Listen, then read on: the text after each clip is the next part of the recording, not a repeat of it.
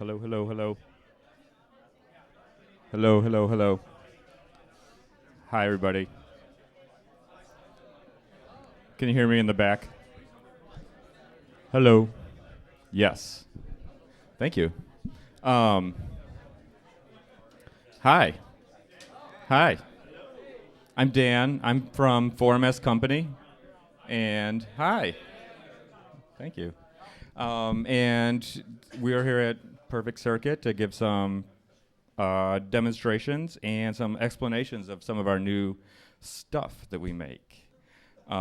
So just give you an idea what's coming up. I'm going to talk a little bit about our listen modules, these output and headphone modules, as well as our new pods, which are these small enclosures. And then Hugo will do a little performance. It's showcasing our Spherical Wavetable Navigator, which will be our next big release. And then talk about it a little bit, and we'll do some Q&A. So, and it'll be over in a jiffy, so just hang on. And then Tiptop will follow, so. All right. So first, I want to talk about the listens. So we make these headphone modules. They're super boring to demo because they don't sound like anything. It doesn't do anything to your sound, which is what you want in a mixer. So it makes no sound. They're super low noise. That's one of the. It actually took us a really long time to develop them because it's actually really hard to do.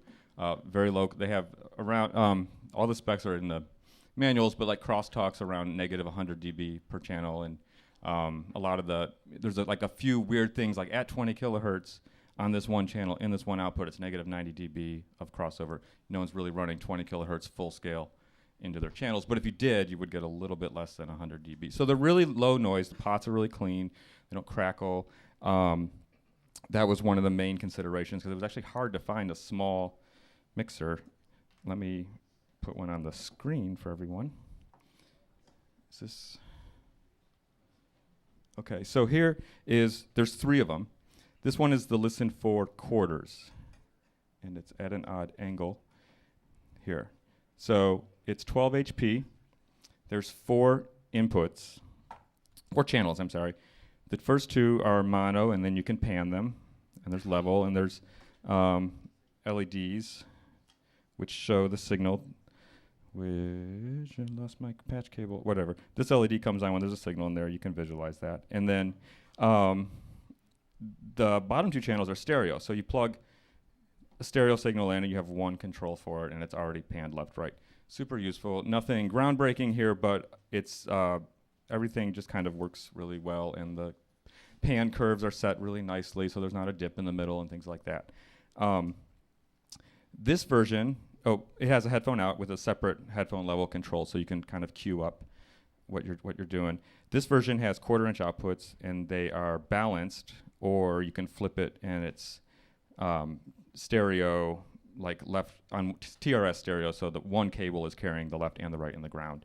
If you did need to do that, it's kind of like a headphone output. It comes up sometimes, and then most of the time you probably want balanced. You can use it with unbalanced too, and it automatically senses that it's an unbalanced cable, and it doubles the amplitude of the signal line, so you don't have less signal coming through.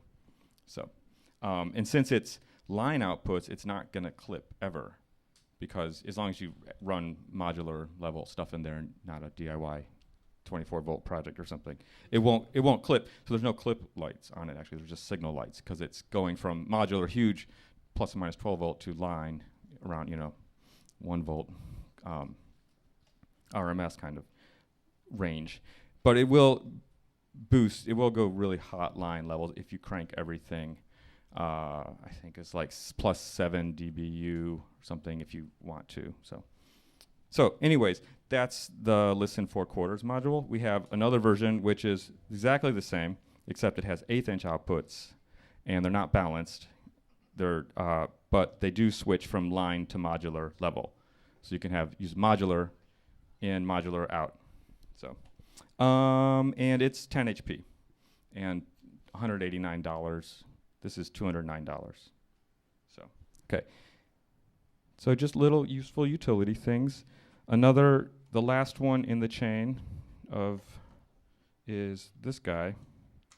And I'm going to borrow this patch cable. I'll give it back. Okay. You know where I am. So this is a Listen IO. If you can see, this is just a 6 HP module. It's your input-output to the world. And I just wanted to show off the LEDs. So this is a line input I'm actually running a modular into, so it's super hot. But you get a little bar graph of the signal levels. And then you have 2 channels, so you can patch a drum machine in there or something. You just adapt it down to 1/8 inch, and then you have modular level out coming out here. So it's a way to interface your equipment. And then you have a gain knob, which does up to times 30 gain. So, the little chord Volcas or we tested on microphones cheap. As long as the microphone doesn't require power, phantom or electric style, then it works great. And then you have the opposite here. You have modular in, and then you have line levels out, and these are stereo jacks, and they also will drive headphones. So you and a friend, this little box right here, you can plug in, and your friend can plug in stereo headphones, and you can both listen in stereo. One of you will have the left ear in the right, and the right ear in the left. But it usually doesn't matter that much. And this is $125, so it's just like a really cheap 6 HP module that interfaces your stuff to the outside world. So there we did those. Yeah, and those are out. They're out in 2 weeks, I think. They're shipping like next week, I think, something like that. Yeah, February 11th. That like 2 weeks. So, yeah. I skipped something. I wanted to introduce our company a little bit first. I forgot about that. So I work at a company called 4MS Company. We're in Portland, Oregon. We have done more than make mixers over the years. We've been making stuff since 1996, actually. We changed our name to 4MS in 2002 and became like an official, like real full-time business at that point. It was sort of more casual in the 90s because we all thought the world was going to end in 99, and then it didn't, and it was like, I better do something real now. So since 2002, we've been 4MS Company, and we made guitar effects way back in the day. We were kind of known for like the noisier. That was sort of our little niche. Kind of noise swash was like one of our things. Like gritty, like chaotic. Back when that was like harder to find. So we did that for a while, and then we did like tabletop boxes, like routing matrices and things in the early mid 2000s, and then big, huge, like 20-inch by 20-inch boxes with like tons of effects in there, like a modular kind of unit, but you couldn't unscrew each one, and you would patch each one to the next.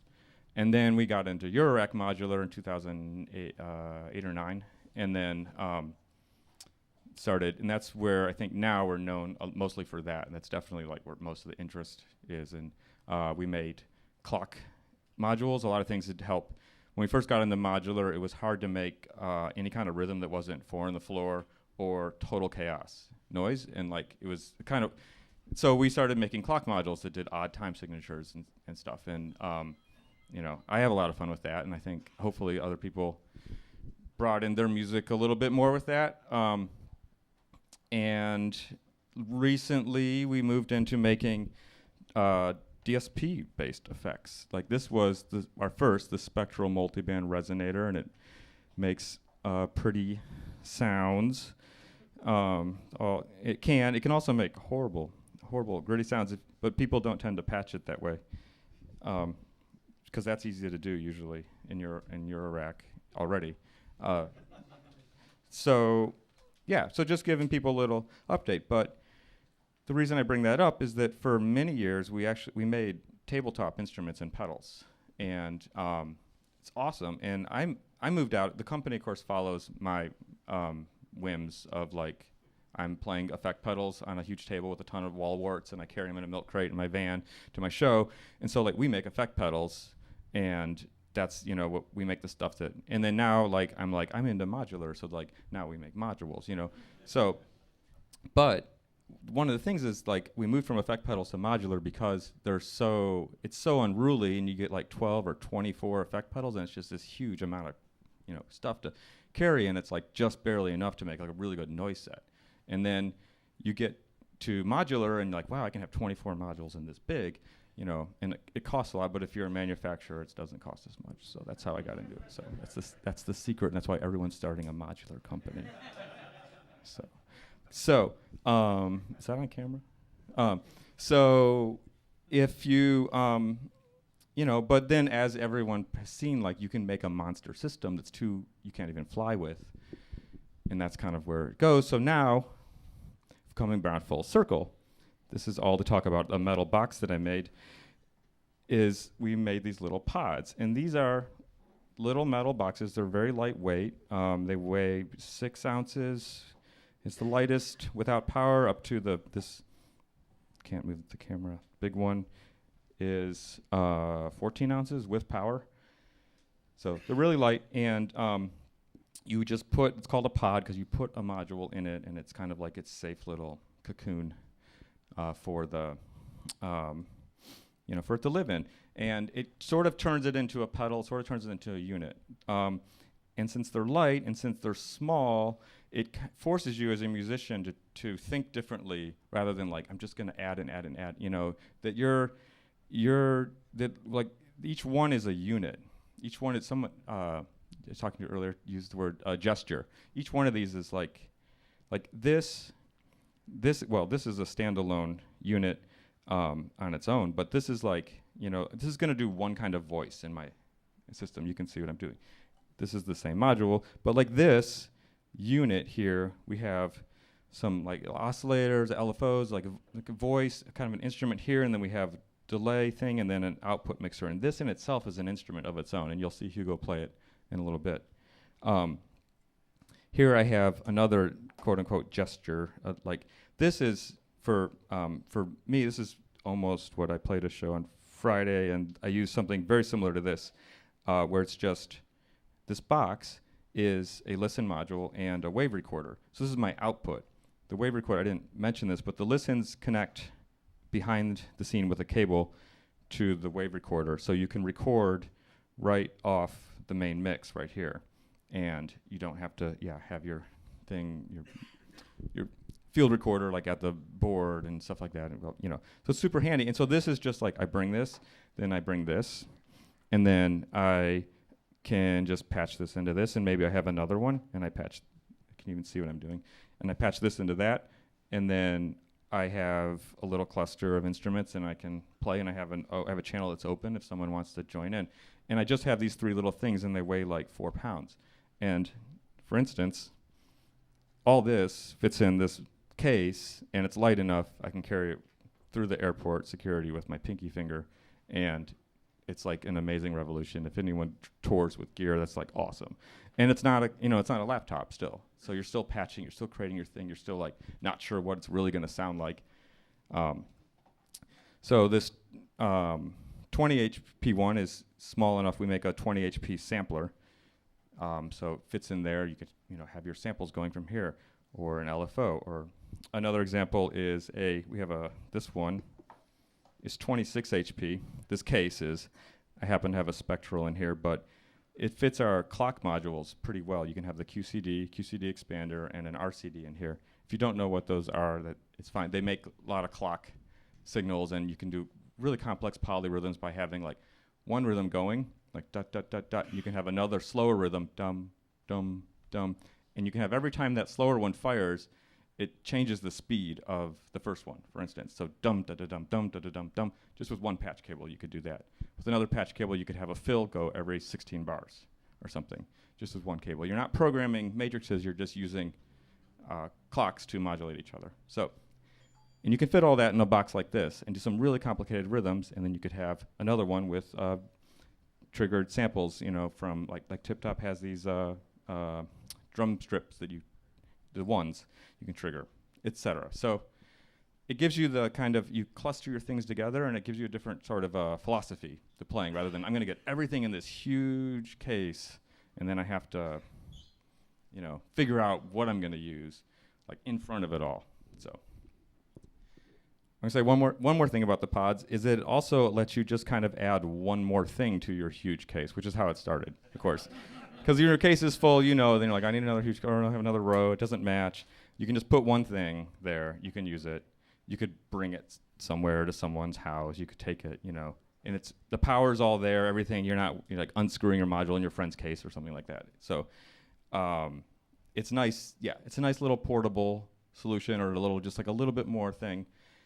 And yeah, I could go on and on, but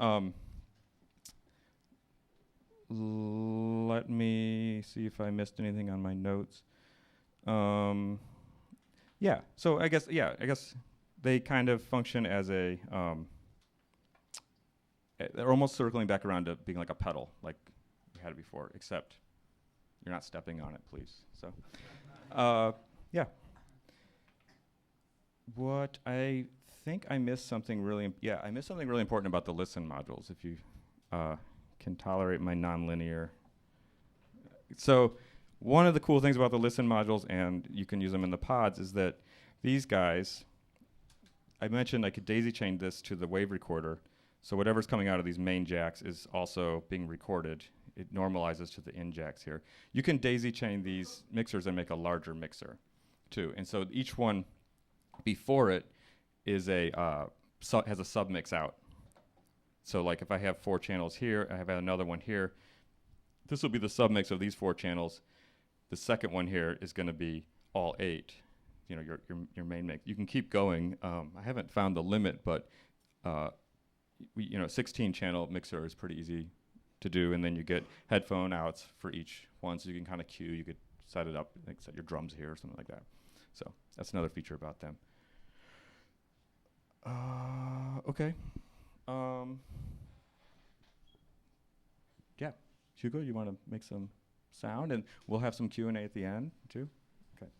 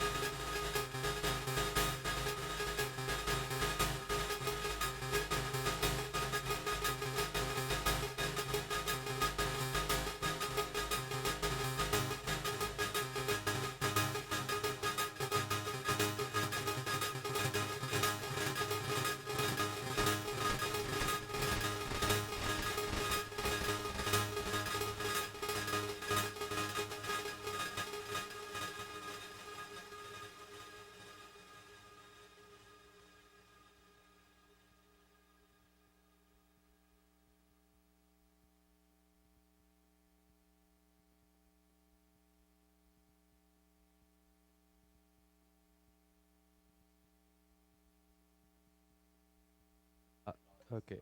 All right. Okay. Well, thank you guys for being here tonight.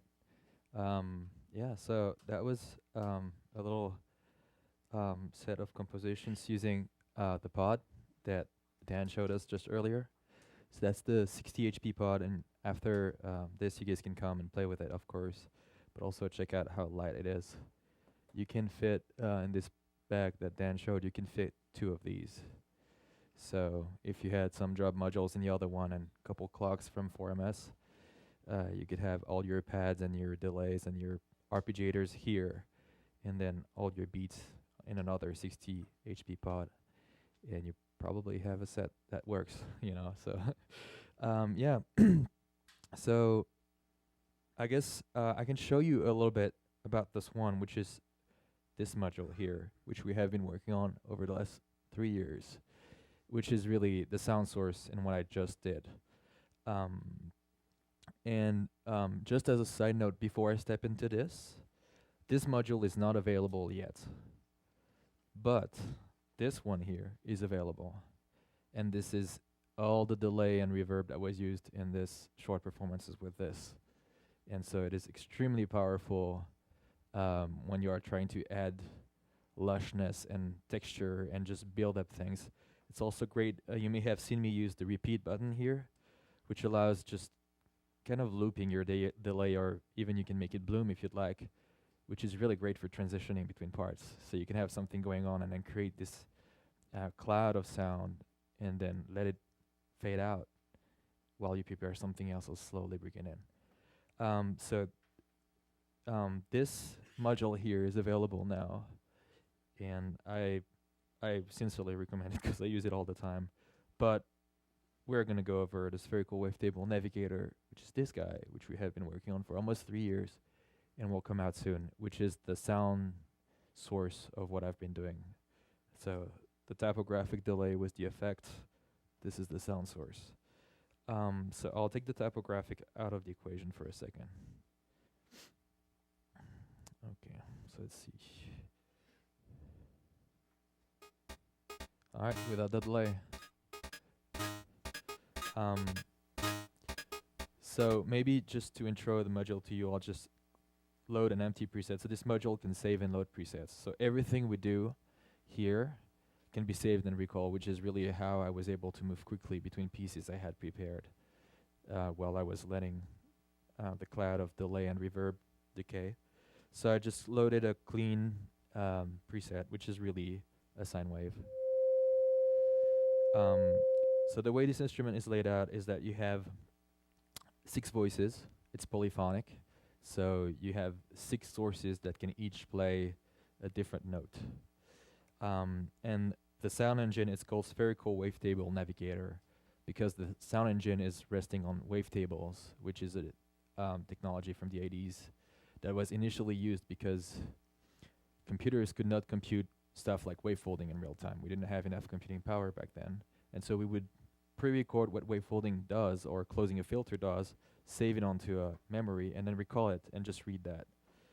And here we're using it differently. We have this cluster of waveforms which represent the timbre of your sound. And this cluster is organized, you can think of it as organized in a sphere. And based on where you are in this sphere, you have a different timbre.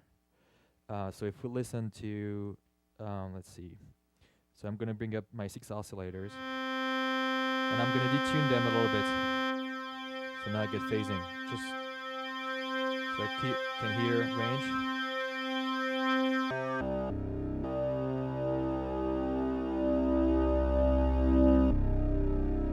So each oscillator is independent, so I can have oscillators all the way down, some higher.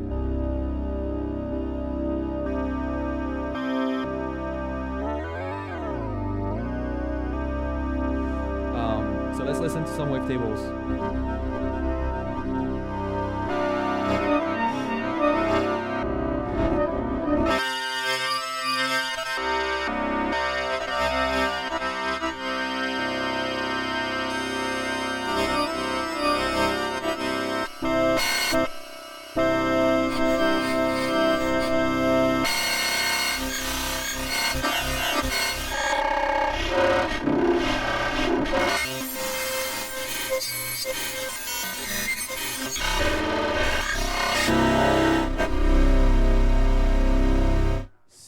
here, there's a wide range from lush, clean sines and other sounds that sound more like bagpipes, and also harsh wavetables, which is nice with wavetables, and you can even get harsher. I won't get into details, but you can. Okay, so that's the section where you may have seen me while I was playing. I was mixing each of the sources, so you can hear the different octaves right now. I'll bring them all back down. Okay. Alright. So we've heard a couple timbres. This is the timbre navigation section. I won't go over it in details because we've already covered that in previous videos that are available online, so you guys can all watch it there. But just give you an idea of the sound.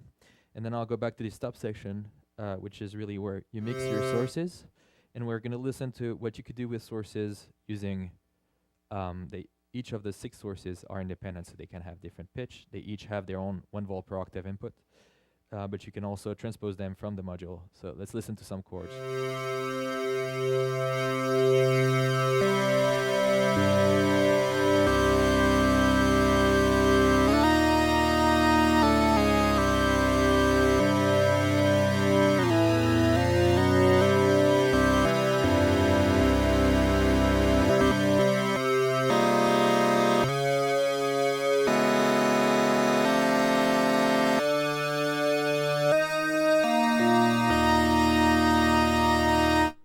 Very musical. I'm just turning one knob and I can create chords. And all these controls are CVable. So the transposition by semitone, the chords, so you could have one CV input to transpose your 6 voices, and another one to change the type of chord. So you're changing the root note and the chord type, and then you have a chord progression with 2 CV inputs. And now that we're talking about CV, you have this middle section here. And you can see it blinking in blue, I believe, which is your modulation source. So you have 6 sources of modulation on the module, in this case low frequency oscillators.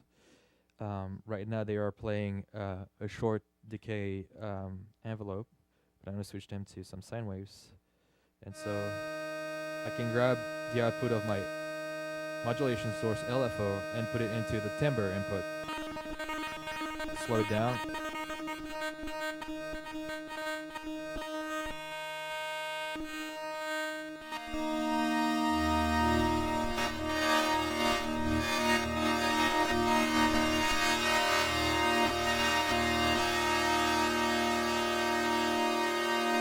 The timbre evolving with time.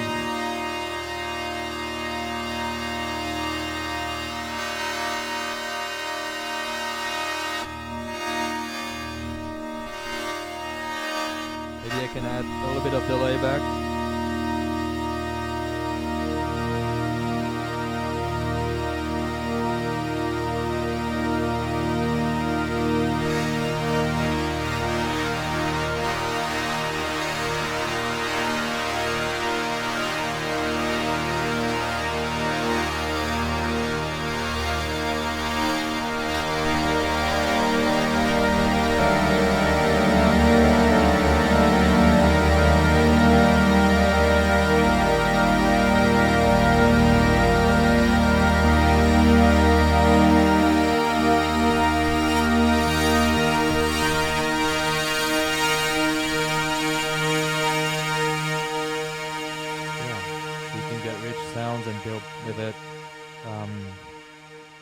Heard some of the things I did here were not really in the key, so that can be interesting. But if you don't want that, you can also quantize your voices to given scales, so whatever you do will remain within this scale, so it's always musical. And it doesn't have oscillator in the name because this is not an oscillator. It has oscillators, it uses them, but it's not your bread and butter single oscillator or stack of 6 oscillators. You can think of it as an instrument, really, that's integrated in the UROC format. So you could have it in a pod like this guy here and just play with this. I like to have it with a delay. So there's one thing that instruments have that is missing in what I have shown you so far. Can you guys have a guess, or was that vibrato? It does have vibrato. With the CV input you can do it, and you can also detune the oscillators so they phase with each other. So when you play a guitar or when you play a piano, you have an interface you play with. The piano has the keys, the guitar has the string. And for Eurorack, for all of us who play Eurorack, most of the experiences with turning knobs, that's our interfacing with the instrument. There are also really cool touch surfaces out there that do a great job. This, to make it a complete instrument, needed an interface, and you may have seen me do this at the beginning of the performance. I'm just going to reload my presets.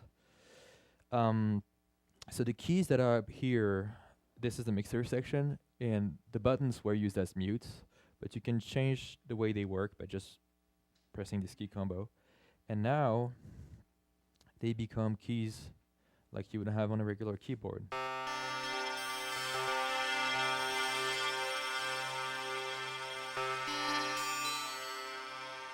And I can still transpose this and keep playing in key. I can also automate the transposition. And finally, the key mode is quite interesting because it also allows you to make generative music. So you can compose with this, not only perform, but also compose.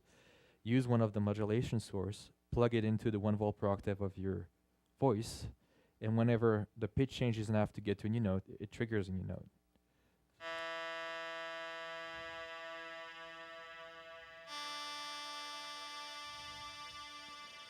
So if I take this signal and put it in the global chord signal, chord input is going to change the pitch and trigger notes.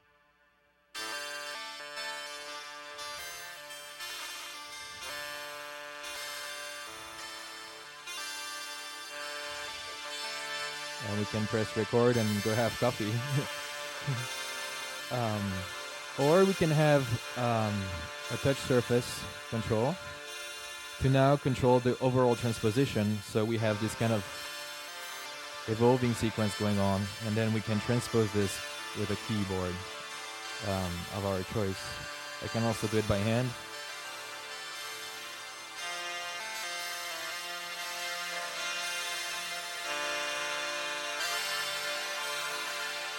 I can even, like, if I want it to be silly, I can also just solo with it. It's just turning one knob because it's quantized.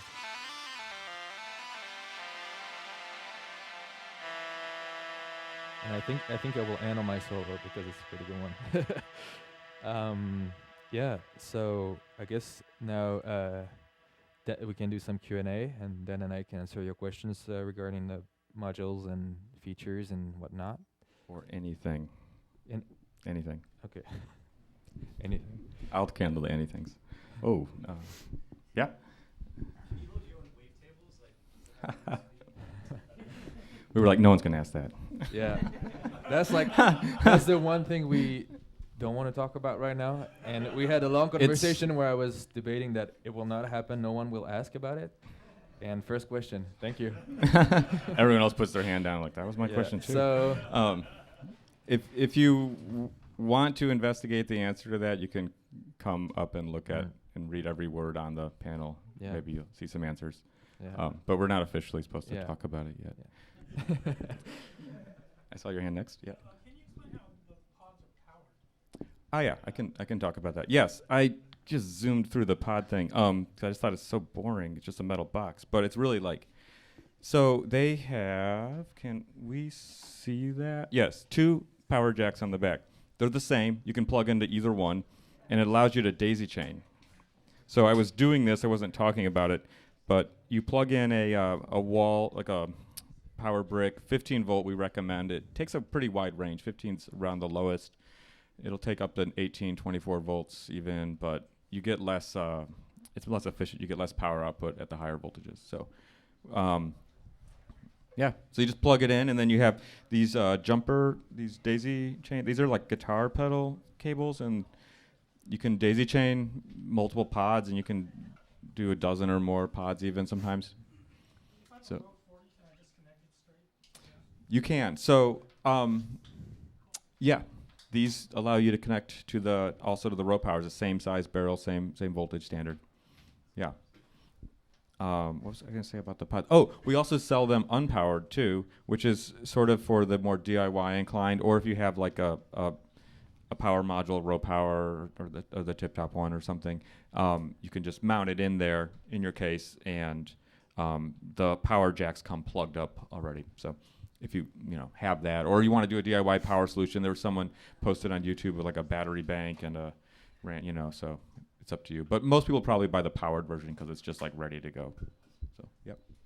On the wave recorder, is the output knob separate from the output jacks if you're recording? Is there separate monitoring of it than actually going into like if you're recording with a laptop or a little? No. Or are you setting the output that you're recording to? When you're recording, the knob sets what the gain of what gets laid down, and what is output is what gets laid down. So if you crank this and you clip, and the clip lights will come on, then it'll record a clipped signal, and it told you it was doing that and it'll output clipped signal too. If you do want to do a thing where you like hear it at a set, like what I do is I use it with this mixer, the Listen 4. So my mains for the house is here, my Q level is here for my phones, and then my record level is here, and they're all separate. So I do it like that. Yeah. That's how you would do it. You use this at the end of the chain. Yeah. For the spherical wavetable navigator, are all 6 voices always drawing from one wave? No, they are completely independent in pitch, timbre, and same with their modulation sources. They're all 6 completely independent. They can run at different speeds. Yeah, so, and they can trigger, you can use them to adjust the VCA of your voices so that they can become envelopes. And if they have different speeds, that's how you get sequences. Yeah. No. Back there? What's the one on the right called? And The delay? The topographic delay. you have to give like a window time of what it could be really? Oh, this one is out. Oh, no, okay. The middle one, I meant, sorry. You said that. This Where's the one that was not out? this one This is one's not not out. The spherical wavetable navigator. Okay. It's in production. It's in production right now. Yeah. We're hoping to have it for Super Boost. When you were describing about how it like uses like the wavetables and you can go, it's like a sphere of sound. Yeah. I was just curious about that. You can like show me Yeah. So the way you can, you were asking like why we talk about spheres, and it's the way you can represent navigating through the available timbres on the sound on the module. So you can think of the type of sounds you can have on each of your voice to be into a sphere, and you have a set of spheres. And if you say I put my voice in this sphere, in this spot, you get a sound. If you move it in this sphere, you get a different sound. You can spin it, get a sound that moves, and then you can have another voice in another sphere that moves differently. And so it is browsing a different set of timbres. So that's the way you would think about it, to contextualize the navigation of timbres. Yeah. Yeah. Yeah. attenuate each LFO individually. Absolutely. Can you attenuate each LFO individually? Sorry, I remember I'm supposed to repeat the question for people who are listening on YouTube. Yeah, you can. So every control by default on this module is global, but you have one button for each voice. So whatever you do globally, for example, here you can see LFO gain. If you want to do it on a single voice, single LFO, you just press that voice and turn the LFO gain and change it this way. Yeah. So and then this gets saved in your preset. So if you found a set of LFO speeds, different LFO shapes, they're wavetable LFOs as well.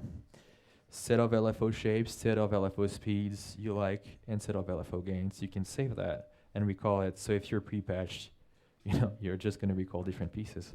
Yeah. How many patches or how many save banks are there? How many saved banks in the SWN? Okay, so that's going to be 18 times 6 currently. How many? Well, that's Presets. unreleased. There's a lot of memory in it, lot, and we're limited only by like how many we think people will be like lost in a menu of things. So it's something around 700 we could, but since there's not like a LCD screen. So, but yeah. Actually, how is the UI for navigating through all of your Okay. How is what's the UI for navigating presets? Okay. You have a load and save preset here. So we've made an effort to have most of the controls on the upper level. There's not really submenus. So you just turn the load preset. The ones that are lit up on the ring here, lit up in yellow, are the ones that are filled, and the ones that are not lit up like these are empty. Right now my selector is green because I'm turning my knob. So I'm selecting to load, so I can choose to load an empty one or a full one. I'll pick this one. I press, my selector blinks, I release, and it's loaded. So right now I have this. I'll load another one, let's say this one. You know, all the channels muted but one, and then different chord, different thing. You can load this guy, let's see. This one is more of a sequence.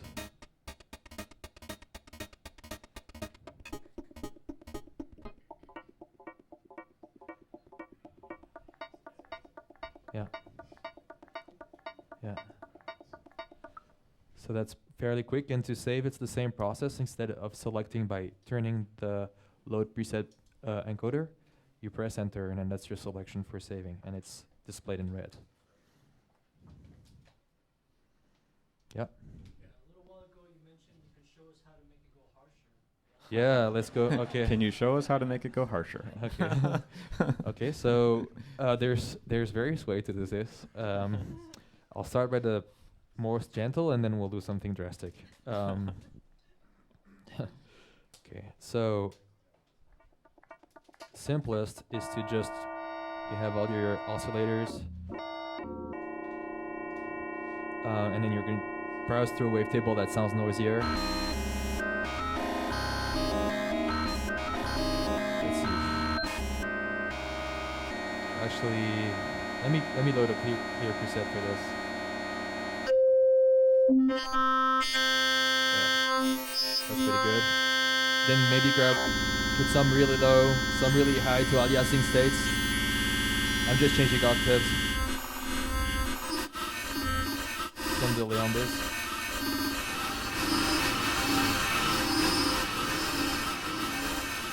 They're also good for percussive things. So if I'm using my LFOs to control the VCAs, I can get like kind of this like metallic sound. And by transposing to octaves up, I get... There's some harsh. Yeah, there you go. A little bit of delay. And change the speeds here. You know, do like kind of like 8-bit type of sound. But there's also something else. So you can go all the way, you know, from lower octaves. Let's just listen to one. Like really low octaves to like really aliasing. So if I bring all my voices up, that's the delay.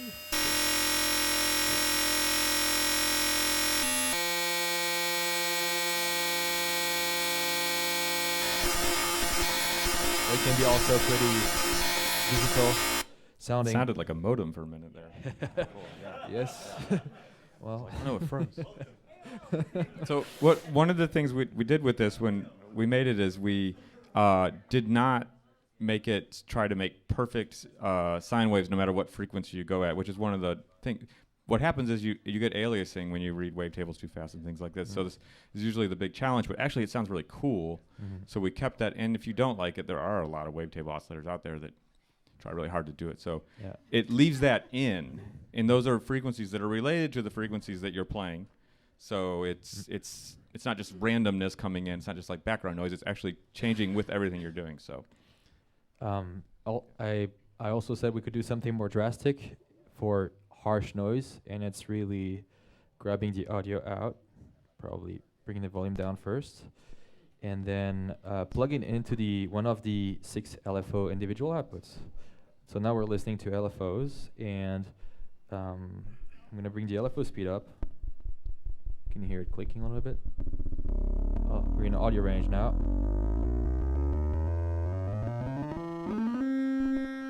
And then choose different LFO shapes. And then transpose 1.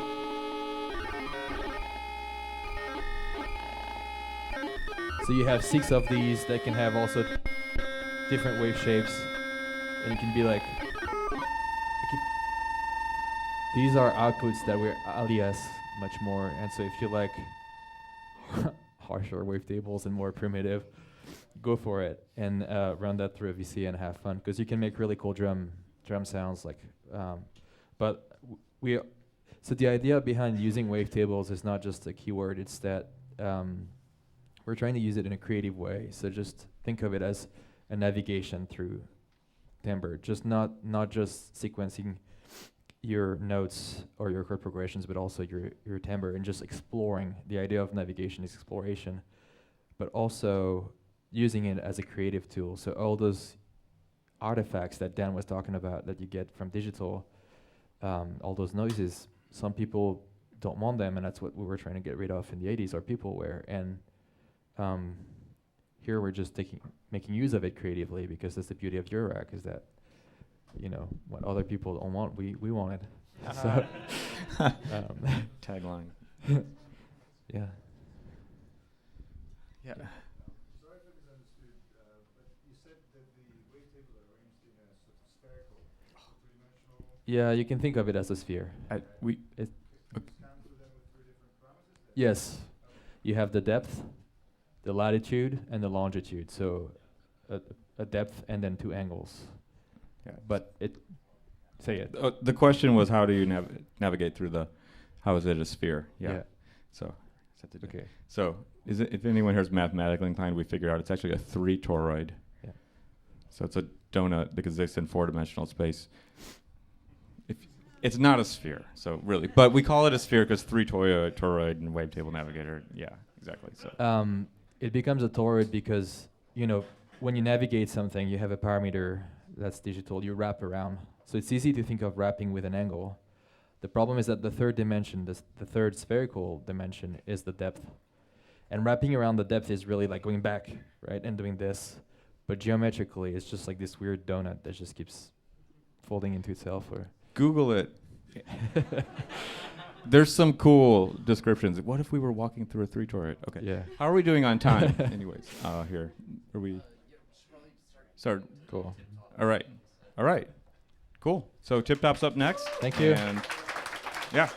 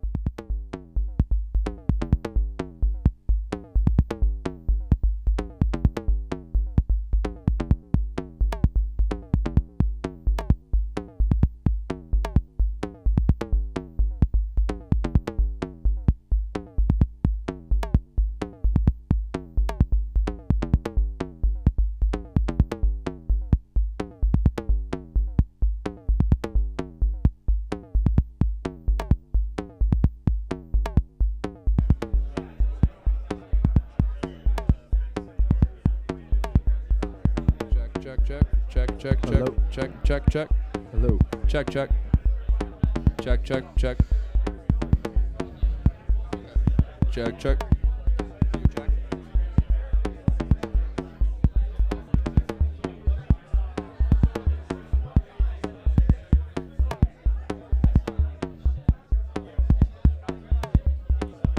Yeah.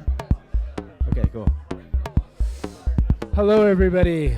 Hi, Good hello everybody. evening. Hello, everybody at Perfect Circuit. Thank you so much for coming out tonight. Thank you, Perfect Circuit, for having us. Thanks so much. Thanks so much, Dan and Hugo from 4MS. Great presentation before us. Thank you all for coming for our post-NAMM presentations tonight. Hope you all had a great weekend. Yeah.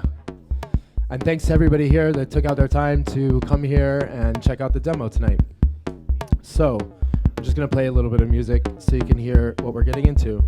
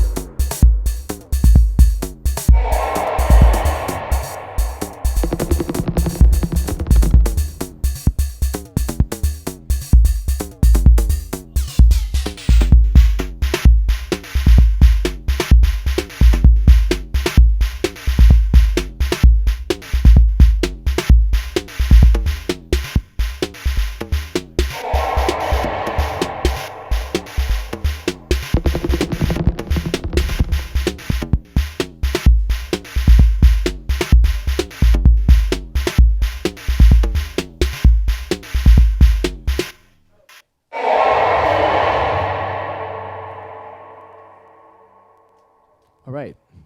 So, thank you. So, who are we? My name is Adam. I'm a music producer and a DJ working with Tiptop Audio. I'm Pierre. I'm a musician myself, local here to LA. And, we're musicians first and foremost. Most of our exposure and experience with Tiptop Audio has been as users, as musicians. We didn't design the modules. We just use them and get the most we can out of them in our music. Yeah, we use them. We were working with a lot of musicians that are putting them in their records. Today, for the purpose of this demo, we're showing you a more beat-oriented setup, and this is our first complete system that we've made, which is available here at Perfect Circuit. You can come into the store and you can work on and make some music with. And this is we've made individual modules along the way, and now this is all seen into a complete system. The first version of one. So, who's Tiptop Audio? Tiptop Audio is a maker of musical instruments, modular instruments, and Eurorack solutions. We make a wide variety of products from cases and power. The Zeus is a module that's powered a lot of DIY racks and started a lot of Eurorack exploration. We make the Mantis case, which we also see a lot of people using. It's a great, affordable case that can get you started with reliable power and a lot of space. And we started with, besides the power and the cases, we started with our 808 and 909 recreations right here. Is basically what you can see is this BD 909, BD 808, hats 909, hats 808. A snare drum, and a clap. Tiptop is making a lot of new great modules that are coming out. We're constantly releasing things. Over the last year, we released a whole bunch of modules, which we'll go through a little bit later, which can be featured in this, or which are featured in this system. And if you have any questions about the individual modules, that's what we're here for. Yeah, what we have here today is a complete patch that Adam prepared before, just to show off the capabilities of the complete system. And if you're just getting into modular and you see all the cables and it looks really complicated, let me just tell you, as someone who's got into it in the last few months, as kind of a new user, don't be daunted by it. If you're just looking to get started, it is really so much fun. Instead of looking at it like, oh, well, there's so much to learn, you really should be excited about how much there is to learn. As soon as I caught the bug, every minute I get a chance to look at my phone and do some more research and learn more things, it doesn't feel like work. It's fun. It's play. It's exploration. It's creation. So definitely don't be daunted by the whole system. We're going to get into a couple of the modules more in depth. some of the ones that have been around for a while, the information is all out there, so we're going to focus a little more on the newer ones. But this is a great time to getting into modular. It's really, Tiptop is all this stuff is very reliable, good timing, and for someone like me who doesn't have a lot of background in it, I need it to just get up and work right away. You know, I'm not a tinkerer. I don't know how to solder. I don't know how to, make circuit boards. So, if I'm getting into modular, I need it to work right away, and Tiptop is really great at that. They just work. They sound great, and you can just get right into it making music.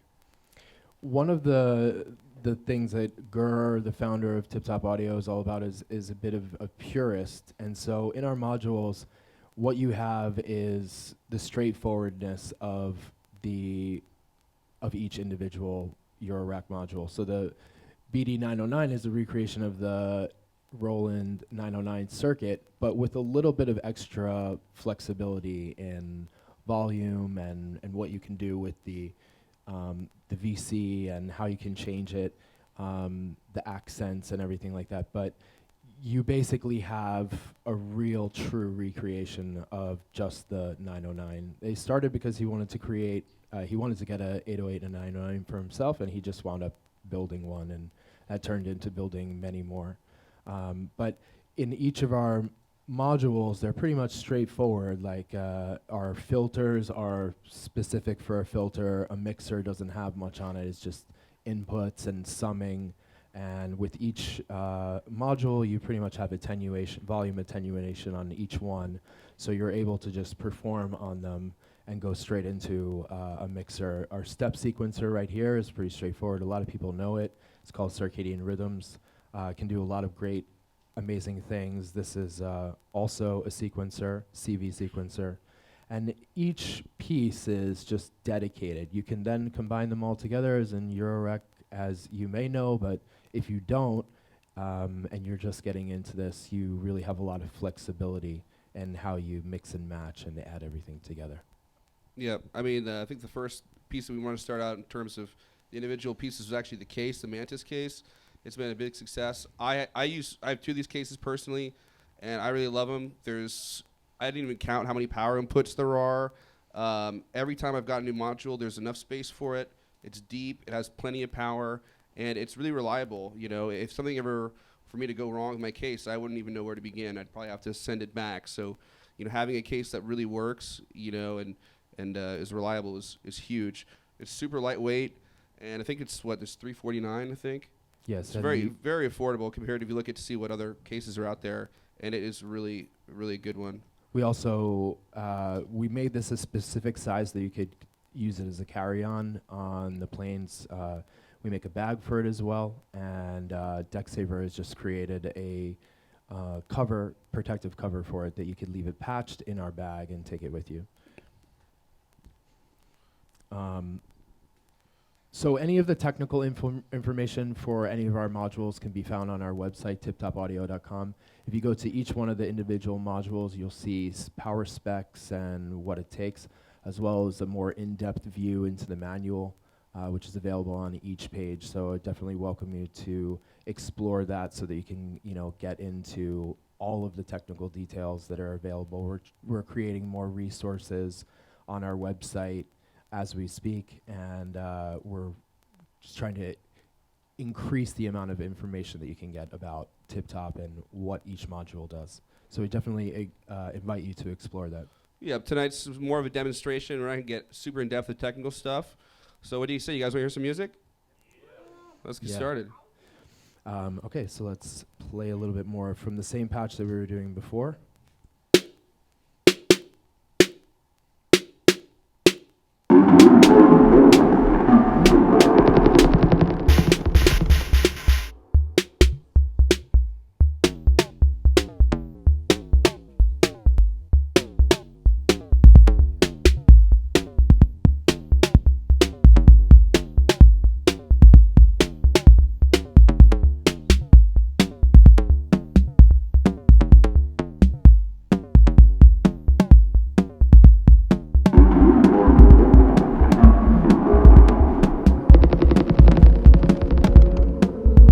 With the 80899 drum modules, and now a lot of the other sounds Adam's getting from the Tiptop 1 sample players.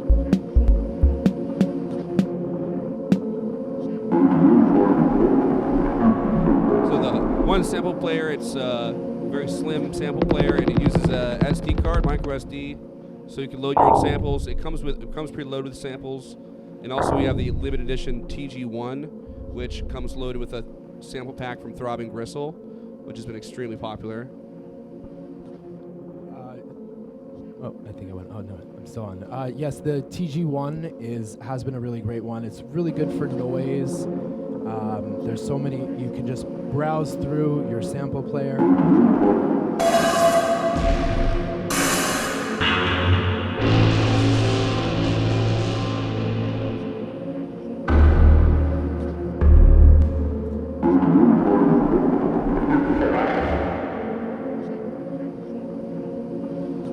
So you navigate through samples using a knob, and then in addition to a trigger input, all these sample players have a manual trigger button, so it's really easy to audition sounds and see what samples you're loading. Right, so for the purpose of this demo, I'm just triggering them on the fly.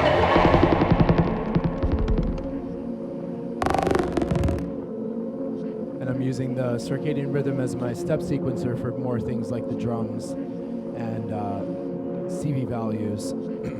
CV values for changes, expressions in the hi-hat, as well as expression in the one.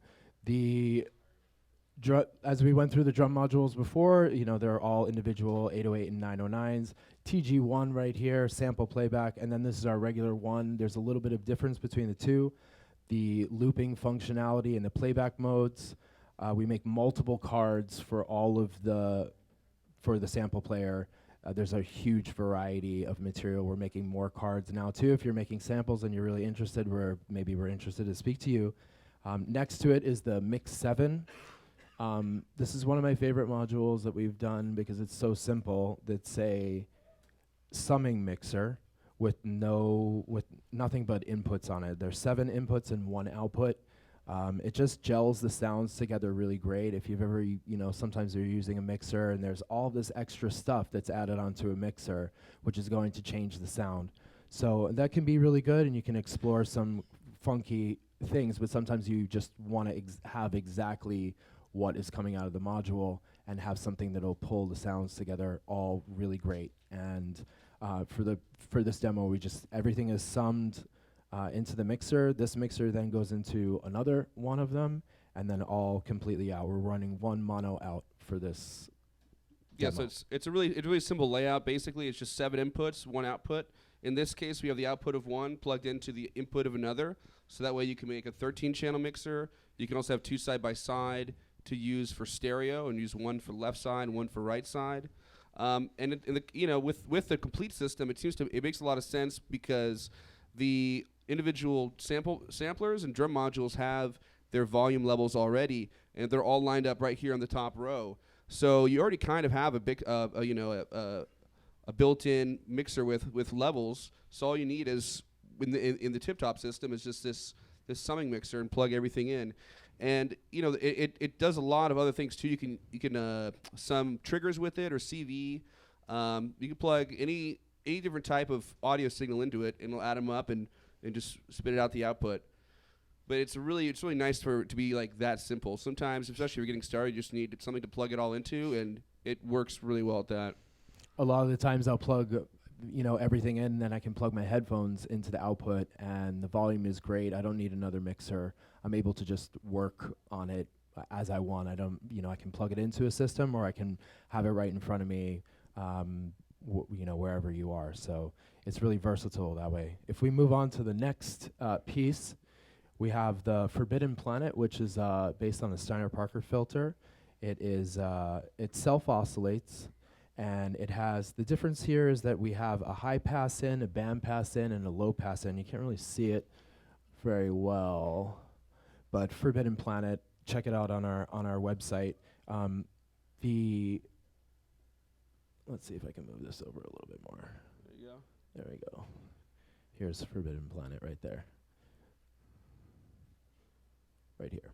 So yeah, we have the the low pass that I'm using right now, low pass, band pass, high pass. In other versions, it's the output that you're getting, but this you can use 1 or 2 or all 3 at the same time, which will give you a nice different effect there. As I was saying, it does self-oscillate. And there's also CV in for the attenuation, which can make some great expression, or CV in for just the frequency. Again, it's very straightforward. We want to just make a basic filter. We have a low pass filter that we've made already, but we wanted to include all different types of filters for your performance. Sometimes you want a high pass filter going on your drums, or sometimes you want to just low pass them. But with it also self-oscillating, you can also turn it into something completely different. So there's a lot of variety in there. I've used it for a lot of different things. I've used it with the high resonance, low pass, just as kind of like for an acid bass line or lead. I've used it with automation for noise builds and effects, the band pass to kind of thin out some sounds or create atmosphere. It's really got a lot of different uses packed into one filter. The low pass filter, like we were saying, there's also a lot of flexibility on here. It has the gain, resonance, frequency, FM modulation, and VC FM modulation. Goes on, next is our Z4000 is our voltage controlled envelope generator. Works really great with our oscillator or any other manufacturer's oscillators. You can really sculpt and shape your waves. I use it a lot for bass lines, or even long hits, short hits. It's really straightforward, attack, decay, sustain, release. But you also have CV in for each one, so you can go further than just a typical envelope generator. We have 2 in this system, so that you could shape multiple things. You can never have enough envelope generators. After that is our most recent release.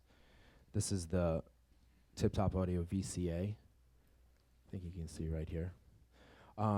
It has, on the front of it, it has level, 3 different response curves, offset, and CV in. It is a really amazing VCA, and you can do so many beautiful things with it. One of the great things is there's 3 types of curves in here, as opposed to some other VCAs that we've seen that maybe only have one to 2 response curves. So we have 3 response curves in here in just 4 HP. It was just released today for the demo. We will be raffling one of these VCAs off, so someone will be able to go home with a VCA today. Yeah, the VCA is really critical for any system. I mean, if you get a chance to watch a video series, it's on YouTube called Why You Can Never Have Enough VCAs. I've been doing a lot of research on VCAs recently, and a lot of VCAs, these 4 options here, the level, the shape, the offset, and the CV in, these are all very common to find in a lot of different VCAs, but I haven't found any other VCA that has all 4. And so it's got pretty much all the parameters you'll find on most other VCAs all in one small package. And, I have some space in my rack ready for these to come out, so I'm just really excited that it's coming out. And we could have added more CV on everything. Sometimes people ask us, how come there's not more CV added on there? And CV is always going to change what the module is and how it sounds. So for us, Tiptop in particular, we like to keep it pretty specific, and we like to keep it traditional to what that does. There's plenty of room for exploration as we move into the future, but even as a challenge to ourselves, we wanted to make the best possible instruments just in a single module, trying to true to their form before we explore what else we can do. Something that's really reliable for just what it does. On the bottom, Circadian Rhythms. Maybe you've seen it, maybe you haven't seen it. It's a great step sequencer. We worked with producers like BT and Richard Devine for creating multiple modes on here. There's certain playback sections. There's presets, which you can, I'll show you this really quick.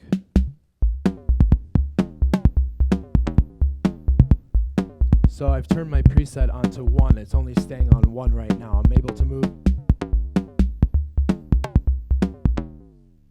There's nothing on that preset. But if I take it off, I'm now in Richard Devine mode, where it's going to do 50% probability of moving back and forth. Actually, no, it's only going right through. But if I go to global, hit D mode, escape, now you'll see it going forwards and backwards, skipping as well. So So this you can kind of like always have your patterns changing. It's never really going to be exactly the same. If you write it the same across the preset, it will play the same. But if you have different varieties through there, you will hit it.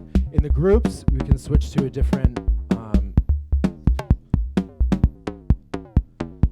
basically have a totally different pattern on there. So you can build up 8, even more. It will read from a USB.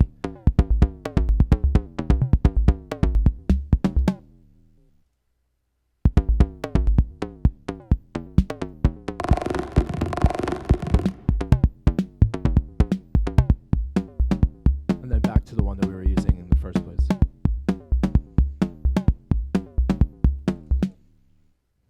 So that's just going through the drums and our circadian step sequencer, circadian rhythm step sequencer. There's a lot of great functionality on here. You really can go deep with it. It's very easy to perform with. This brings me to maybe why we've gone white. Off-white is great for low light performance setting. It's easy to see everything. Plus, we're trying to put all of our modules together to give it a cohesive look as we've changed over the years. So we are on this path to the complete system in making something like this, having an entire look which we will even further explore into the future. Right, and definitely we're looking at the complete system also as more of a tool for live performance. I mean, it's sometimes you can see your rack as like studio gear and it sits on a shelf with the other gear, but we wanted to make something that you really could take out with you and have everything all in one. Yeah, the white background and the light colors is going to be really easy to see in low light, and you know, a lot of this is just designed for a live performance, and you know, it's really time for modular to come and take its place like on that stage and be in the booth and stand on its own. So that's the belief that we've put into the system. Yeah, and just in consideration to being able to take it out and perform with it, you know, we know that we can use it in the studio, but to be conscious and aware of that other user, that, you know, other 50% user that's going to be using it not only in the studio but taking it with them.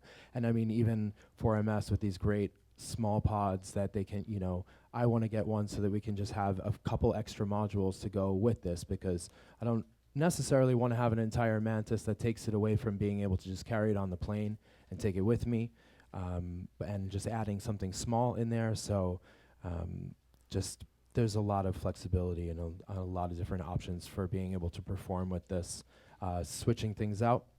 If I move on to the next one, we also have our Z8000. This is a matrix programmer sequencer. As you can see, it's going through here. It's going down right now. The direction can be changed. There's resets, directions, and a clock per channel. You can get a lot of flexibility in here. I'm using this and our stack cables to send these CV values to expression points for FM modulation or accent in for my snare, as well as CV control for my ones, so that there can be some type of variety. If we hear the hi-hats really quick,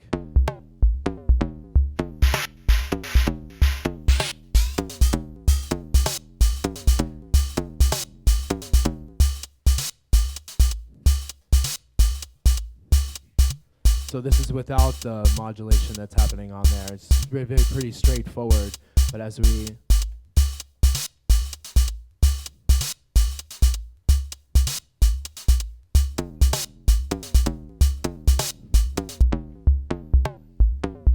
this is without the modulation. Just pretty straightforward.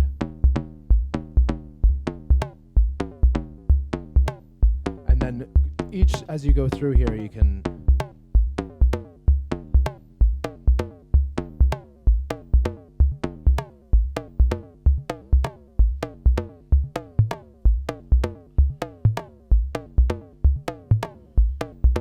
so you can use this on the fly. You can this one is fun to use on the fly because you're going to get unexpected results with it. But sometimes just dialing just a little bit of expression to change what the regular hit is, especially in electronic music and stuff like that that's happening today. It's not just happening in a loop. There's different progression lengths and ratcheting, and something that's going to be running on these polyrhythms like they were mentioning before. And so there's just, you want to have something that's going to take it a little bit further. It's not just going to be happening the same way each time it passes by.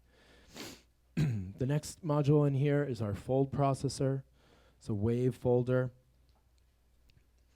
There's a really great demo of this by DivKid. You can find that on YouTube. I definitely recommend that you check it out, or check out any of our videos or demos that other users have done about it, where they really get in depth on what each module will do.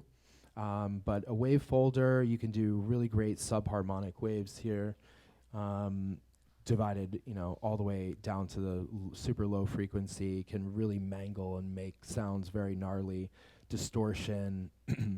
Wave folders have a lot of options. And then last one in here is our ZDSP, which maybe you know, maybe you don't know, but here we are.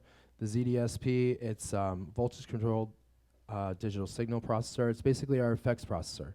We make multiple cards for the effects processor. It's an open source.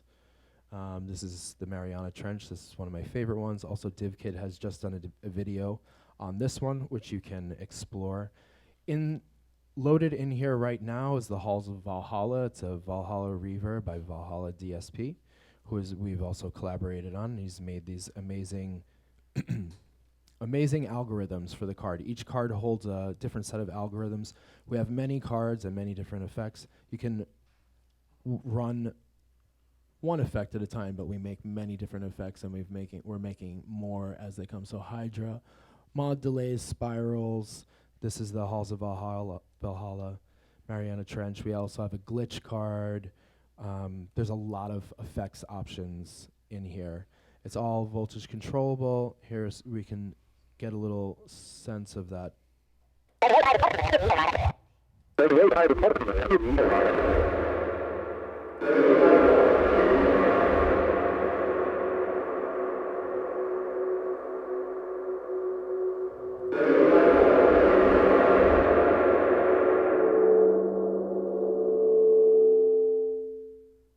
There's also different presets on the card, and you're able to browse through each preset by pressing this button. You can also send voltage control to the presets so that it would be changing through the different presets. There's a lot of flexibility on here. You have voltage control for pretty much all of your parameters, and one of the more interesting things is that you can change the speed of the clock.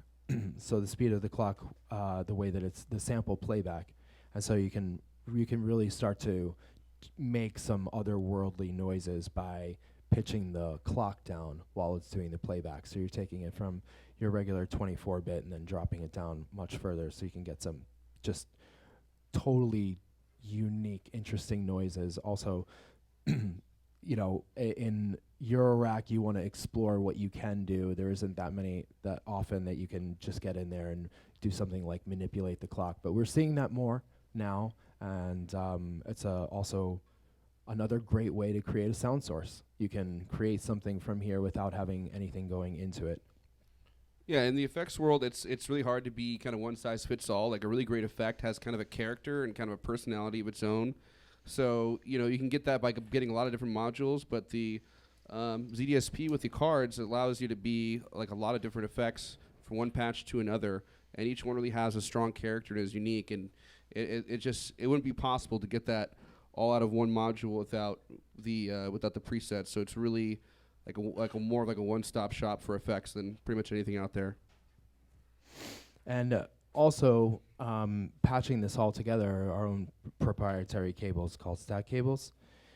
And these cables are, based on the banana cables, banana jacks, but taking it a little bit further, there's some other stuff that's going on with inside this jack. But the great thing about this is the simplicity of being able to combine signals together. You can really create something completely different without having to have another module or another mixer, just because I'm splitting this signal right here. Other times I've just needed an extra long chord, and it works perfectly like this. Just daisy chaining it together. or sometimes, sending multiple CVs out. And in this case, I'm sending the same CV value to different areas so that this kind of regular across the expressions that are changing, and I could add even more. Or here I'm using it to go out of the output back into the input to create this long delay. I mean, it would be a regular patch cable, except if I really wanted to have one going into the feedback and then take this output by itself and put it into the mixer, I would be able to do it, giving me two sounds, or sending two sounds, or sending one sound source to two different areas, whether it be multiple effects or one going to a filter and one going to effects. So you can effectively split your signal quite easily on the fly. Yeah, or you can stack drums with it. You could take one output from trigger output from your sequencer and put it into two different drums. So you have two drums that always fire together without having to use another slot on your sequencer. So it's just a great way to save extra space, extra connections. Here I'm doing it for the hi-hats. As you can see, I'm using multiple stack cables taking these same triggers, and just able to get more noises out of the same triggers, and then also layer things quite easily that way, without having another module. That's the main thing, is that there's only so much space in here. We're trying to get it down to smaller things, be what you can carry with you, and so this just gives you a lot of flexibility within the chord. Sometimes with the other options, it has to lay on here, and it'll be blocking. We're always exploring different things, maybe different colors, or something that I'd like to point out is that we have a bit of a system for our colors. You may not know this, but our VCs. Let me just come over here. Is that our inputs are yellow, right? So wherever you're looking on here, we have yellow. Sorry, this camera angle, but we have yellow for our inputs, white for our CV, green for our out. So when you're looking at our modules, there is a color-coded system that you can follow just by getting familiar with it. And then the same thing with our cables is that each color is a different length, so that when you're reaching into your bag and you're looking for, a different length, you're not just have to shuffle through so many different cables. You can find them quite quickly just by familiarizing yourself with the color and the length. And we have multiple lengths and multiple colors, and also part of our giveaway tonight is to take home some stack cables with you. Where are we at? What else do we have to cover? I think that's most of it. Okay, so I will play a little bit more of this sequence, a little bit further in depth, and explore the how we can change the noises and move into just a little bit different of a feel within the same patch.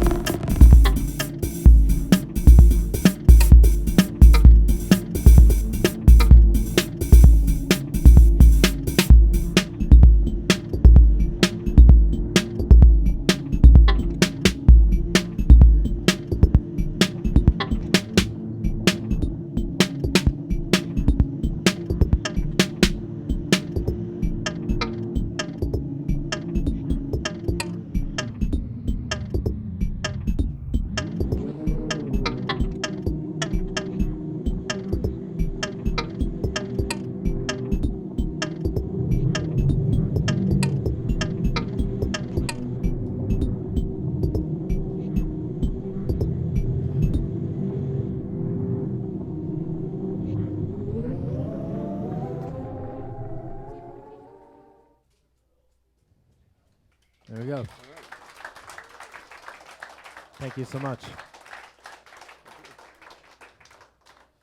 All right, everybody, make sure to stick around because we're giving away one of our VCAs as well as a couple pairs of our stack cables a little later. Yes, and snare drum 909.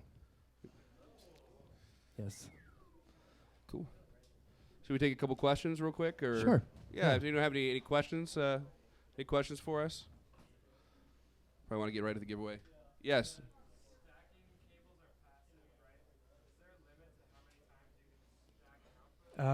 Just to repeat the question, so we're asking, the stack cables are passive, so is there a limit to how many times they can be stacked, or if there is a degrade in the signal quality or loudness? I have seen 5 to 7 stacked up. Something else is going to happen as you keep stacking. It depends on what you're sending through there. I would say just test it out yourself and, let us know what you get. You never know, you never know what, we see it happen a bunch of different ways, but there's some funny pictures online of how high it goes. Any other questions? No? Great. Well, thank you so much for coming out.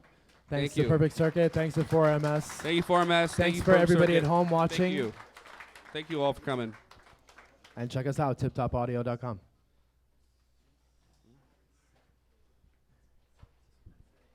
We're gonna MC we're gonna do the ticket giveaways.